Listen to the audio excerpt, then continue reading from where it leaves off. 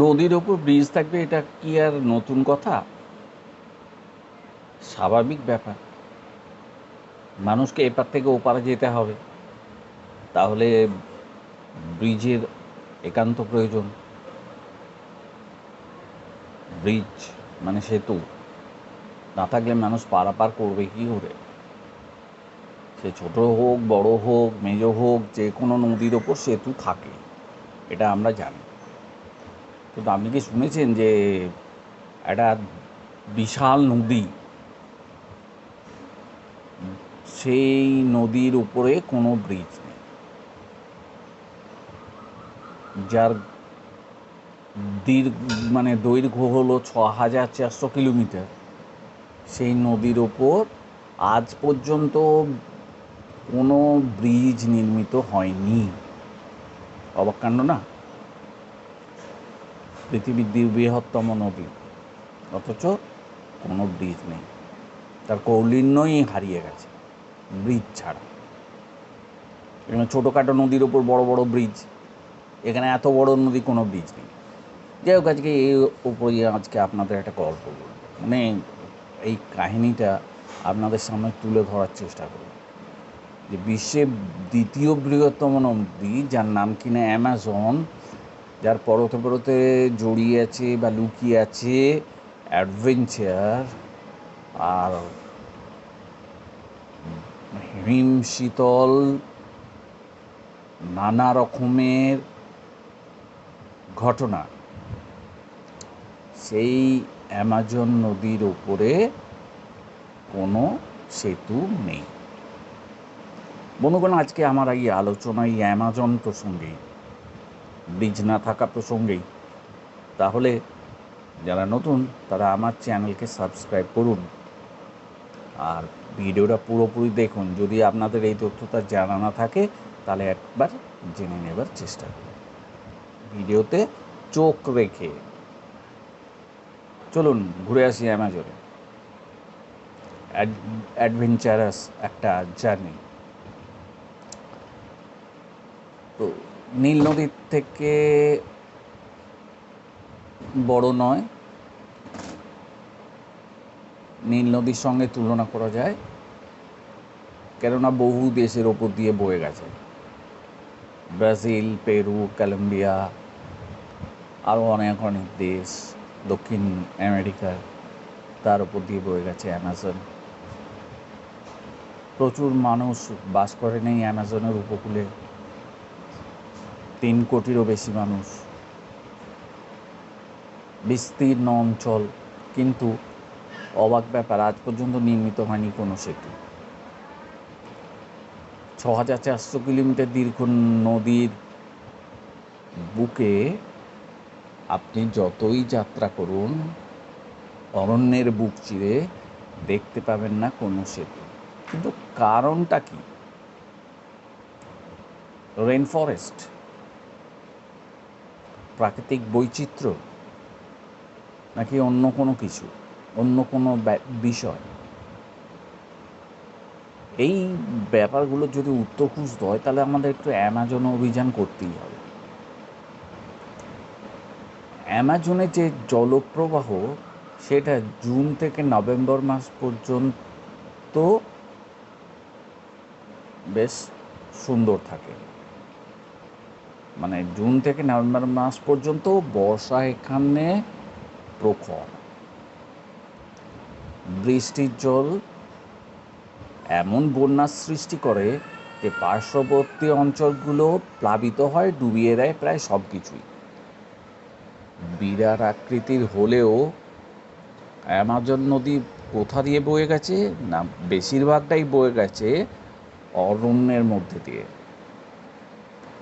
প্রায় 10 কিলোমিটারের মধ্যে থাকে এর স্বাভাবিক প্রস্থ, কিন্তু কোনো কোনো অঞ্চলে বর্ষাকালে এই প্রস্থ বেড়ে দাঁড়ায় 48 কিলোমিটার। জলের গতিবেগ কত থাকে জানেন? ঘন্টায় প্রায় 7-8 কিলোমিটার। তাহলে এই পরিস্থিতিতে কি করে ব্রিজ তৈরি হবে? অ্যামাজনকে বাঁধে কার সাধ্য? আর অ্যামাজনের আর একটা বড় অসুবিধে হলো এখানে সব জায়গার অবস্থা একরকম নয়। যেখানে বন্যা সেখানে অ্যামাজনের সেতু করা অসম্ভব, এটা তো জানলাম। কিন্তু যেখানে বন্যার হবার কোনো সম্ভাবনা নেই সেখানে কেন ব্রিজ হয়নি? সেখানেও লুকিয়ে আছে রহস্য। এমন নরম এই দুপারের মাটি যেখানে কোনোভাবেই সেতুর পরিকাঠামো নির্মাণ করা সম্ভব নয়। একটু আধটু চেষ্টা করা হয়েছে যাতে অ্যামাজনের উপরে দু একটা কাঠের সেতু বানানো যায়, কিন্তু সে সেতুকে অ্যামাজন কী করেছে, প্লাবিত করে দিয়েছে, ভাসিয়ে নিয়ে চলে গেছে। জলস্তরের হ্রাস বৃদ্ধি এমনই অদ্ভুত আচরণ করে যে এই কাঠের সেতু বানাতেও মানুষ ভয় পায়। আজকে বানালাম, কালকেই দেখব নেই। তো অনেক বিজ্ঞানী এ নিয়ে গবেষণা করেছেন, অনেক ইনস্টিটিউট এ নিয়ে নানা রকমের সার্ভে করেছে, কিন্তু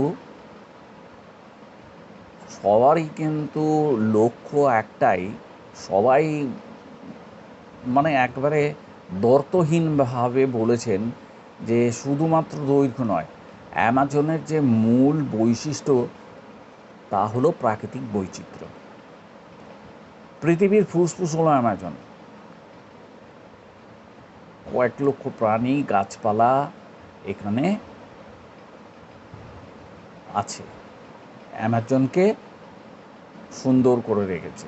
অ্যামাজন রেইন ফরেস্ট তৈরি করেছে, পৃথিবীর মানুষকে অক্সিজেন দিচ্ছে প্রতি মুহূর্তে। কিন্তু মানুষের লোভ তো আর কম নয়। ক্রমশ কী করছে, মানুষ অরণ্য ধ্বংস করে চলেছে, সৃষ্টি করছেন নগর। মাটির নিচের খনিজ পদার্থ উত্তোলন করতে গিয়ে মানুষ এবং প্রাণীরা গৃহহীন হয়ে পড়ছে। তাদের যে চিরাচরিত বাস্তু ছিল সেই বাস্তুচ্যুত হচ্ছে তারা প্রতিনিয়ত। উষ্ণায়ন এত বেড়ে গেছে যে যে সমস্ত বিরল ডলফিনরা ছিল তারা সবাই প্রয়াত। এই অবস্থায় সেতু নির্মাণ করার মতো চিন্তাভাবনা মূর্খের স্বপ্ন দেখা ছাড়া আর কিছু নয়। কেননা যদি সেতু নির্মাণ করতে হয় তাহলে গাছ কাটতেই হবে। আর এমনিতেই গাছ কেটে ফেলছে সাধারণ মানুষ তার খিদে মেটাবার জন্যে, তার লোভ, যে অদম্য লোভ, সেই লোভের নিবৃত্তির জন্যে। আর আজকে সেতু বানাতে গেলে আবার নতুন করে গাছ কাটতে হবে, অ্যামাজনের যে স্বাভাবিক জীববৈচিত্র্য আছে সেটা বিনষ্ট করতে হবে। এটা বোধহয় বিজ্ঞানীরা চান না, তাই তারা সেতু বানাবার পরিকল্পনা দূরেই রেখে দিয়েছে, খাতায় কলমেই আছে, ওটা আর বাস্তবায়িত হয়নি। 2019 সালে আমরা দেখেছিলাম যে ব্রাজিল সরকার একটা পরিকল্পনা নিয়েছিল যে 150 কিলোমিটার একটা বড় সেতু অ্যামাজনের ওপর তৈরি করবে, একটা হাইওয়ে তৈরি হবে। তো ওখানে যারা পরিবেশ কর্মী ছিলেন বা ওখানকার যারা সাধারণ মানুষ, তারা সেটা হতে দেননি, দেবেনি বা কেন। বারবার তারা বাস্তুচ্যুত হচ্ছেন, বারবার তারা গৃহহীন হচ্ছেন, বারবার পরিবেশকে সাধারণ মানুষ নষ্ট করে ফেলছে নিজেদের লোভে, নিজেদের স্বার্থে। তাহলে তারা এটা কেন হতে দেবেন? আর হতে দিলে এটা যে আবার এই যে অরণ্যের যে বাস্তু রয়েছে, যে অরণ্যের যে বৈচিত্র্য রয়েছে, তাকে তো আবার নষ্ট করে দেবে। তাহলে এটাকে রোধ করাই শ্রেয়। তারা আন্দোলন করে এটাকে রদ করেছেন, সেতু হয়নি।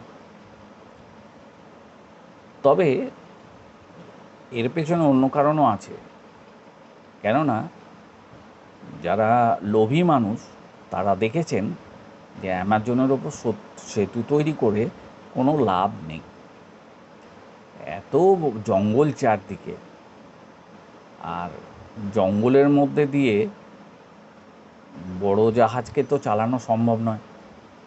জাহাজ চালাতে হবে ছোট, আর না হলে ছোটো ছোটো নৌকা, দুপাশে ঘন জনবসতি।